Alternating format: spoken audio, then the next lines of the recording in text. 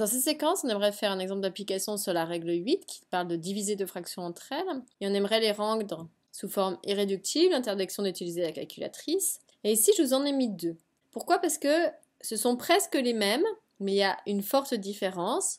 Donc essayez de chercher tout seul, et puis venez voir si vous avez juste. Donc déjà, ce qui est important de voir, c'est où est le signe égal. Donc ici, le signe égal par rapport au signe divisé, il est ici.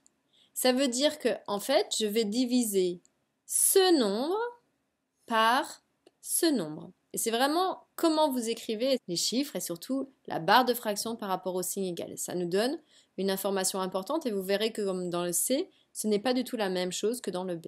Donc, d'après ma règle 8, donc ça veut dire que je conserve le numérateur ici. Le numérateur n'a pas à bouger. Donc, on va conserver 3 et on va multiplier par l'inverse du dénominateur. Or, l'inverse de 4 cinquièmes, ça va être, donc je change les positions, 5 quarts. Maintenant, on va chercher à calculer. Je vois qu'entre toutes les deux, c'est une multiplication d'une fraction avec un entier. Mais un entier, c'est aussi une fraction, puisque 3, c'est 3 divisé par 1. Et dans ces cas-là, je vais utiliser la règle 6 pour la multiplication des fractions.